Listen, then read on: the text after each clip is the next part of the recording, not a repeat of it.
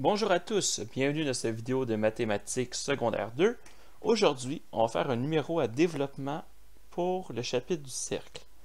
Donc, le chapitre du cercle, c'est un chapitre qui, selon moi, a des formules assez simples. Donc, il y a la formule de l'air, la formule du rayon, et ensuite on fait des proportions pour trouver les secteurs. La formule de l'air, formule de circonférence, ensuite on fait des proportions pour trouver les secteurs, les arcs, ces trucs-là. Et on utilise des techniques d'algèbre pour trouver les mesures qu'il manque. Sauf que, ce qui peut être parfois complexe, c'est le nombre d'étapes dans les numéros de cercle. On va vous donner certaines mesures, et avec ces mesures-là, il va falloir trouver d'autres mesures, et avec les autres mesures, il va falloir trouver d'autres mesures, ainsi de suite. Exemple. Sur la roue d'un camion, il y a un secteur qui est rouillé. Donc, il y a un secteur ici qui est rouillé. Ce secteur a un angle de 33 degrés et une aire de 450 cm². Combien de tours cette roue fait-elle en une heure si le conducteur roule à 100 km/h? Donc, autrement dit, on a une roue et on a un bout de secteur.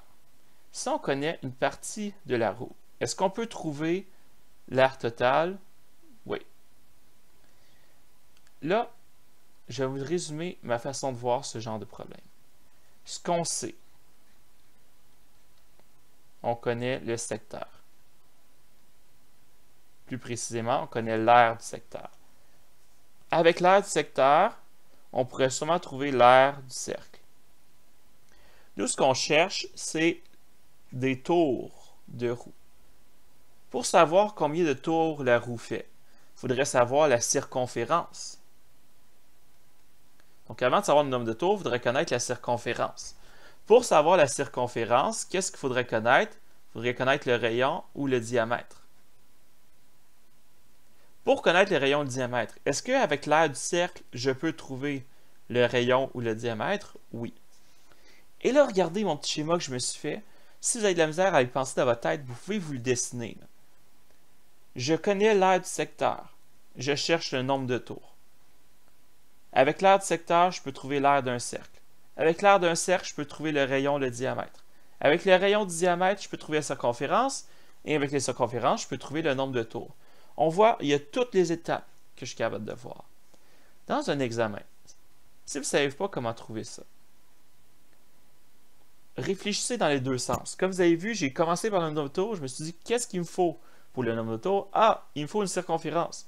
Vous pouvez y aller à reculons comme ça pour trouver toutes vos étapes. Y aller comme ça pour trouver toutes les étapes. Puis à un moment donné, pouf, il y a le lien magique ici qui se fait. Et là, tout d'un coup, tu sais quoi faire pour tout le problème.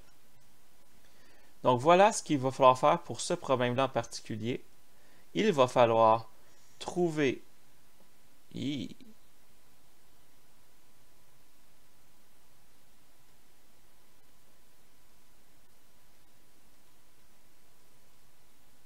Okay. Il va falloir trouver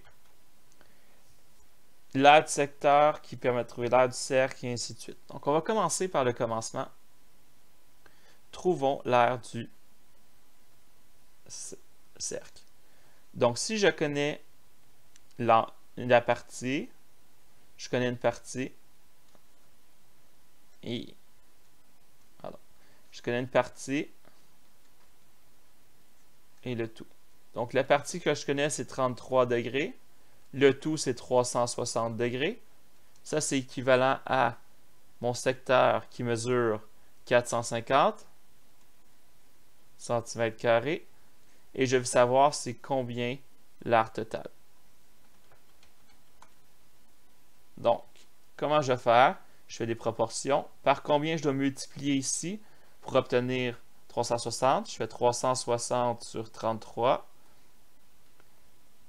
360 divisé par 33. Je vois que je vais multiplier par 10,91. Donc, si je multiplie par 10,91, ici, je vais faire multiplier par 10,91 aussi. Donc, je fais 450 multiplié par 10,91 et j'obtiens l'aire de tout mon cercle.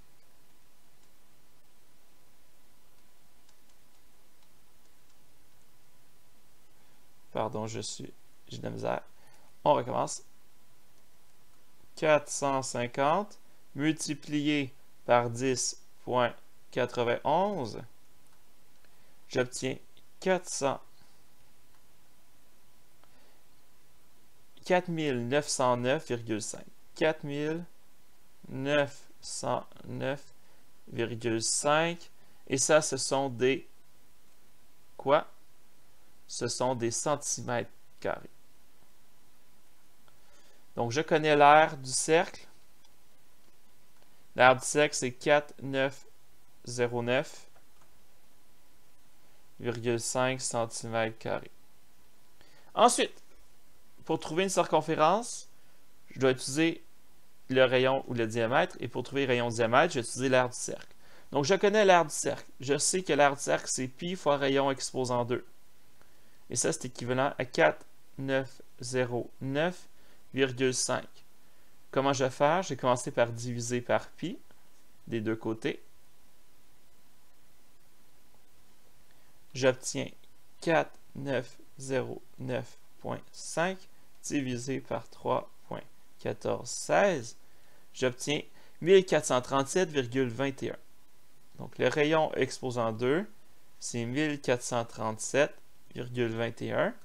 Et ensuite, je vais faire la racine carrée de chaque côté pour enlever l'exposant 2. Et j'obtiens le rayon qui est équivalent à 1437,21. Je fais la racine carrée, j'obtiens 37,91. Donc, le rayon de ma roue, c'est 37,91 cm. OK. Donc, si on regarde les étapes, j'ai fait l'étape des secteurs, j'ai fait l'étape de trouver l'aire du cercle. Je connais maintenant le rayon. Avec le rayon, je peux trouver la circonférence. Donc, circonférence égale 2 fois pi fois rayon. Donc, c'est égal à 2 fois pi fois 37,91. Et ça me donne combien? On le calcule. 2 fois 3,1416 fois 37,91 égale 238,20. Et ça, ce sont des centimètres. OK, on avance. Donc, un tour de roue, une circonférence de roue, c'est 238,20 cm. Donc, quand la roue fait un tour, imaginez qu'elle roule. Après avoir fait un tour complet, la roue a parcouru une circonférence. Donc, en un tour, elle a fait 238,20 cm. Nous, on voulait savoir en 1 heure à 100 km/h. Premièrement, 1 heure à 100 km/h.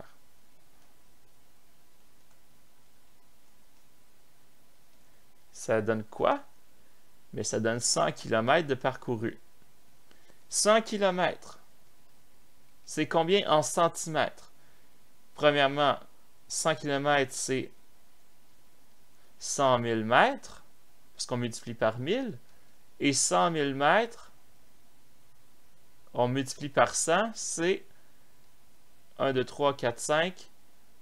1, 2, 3, 4, 5, c'est 7. 7 zéros. 10 millions de centimètres. Donc, en 1 heure, il fait 10 millions de centimètres. Un tour, c'est 238. Il va faire combien de tours? On fait 10 millions de centimètres divisé par 238,20 cm en un tour. Et on va obtenir le nombre de tours. Donc, 10 millions de centimètres divisé par 238,20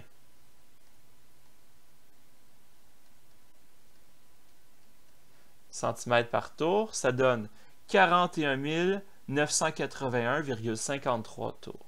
41 981,53.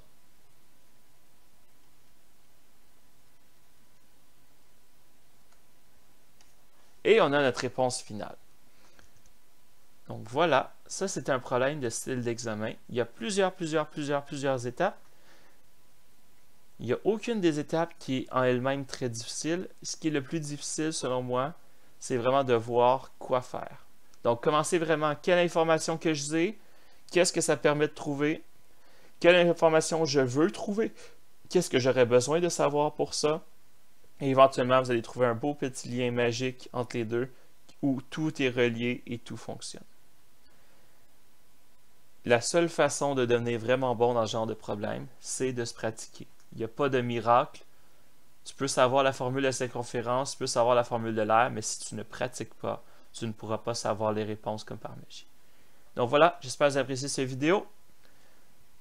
Prochaine vidéo, ça sera sur les diagrammes circulaires.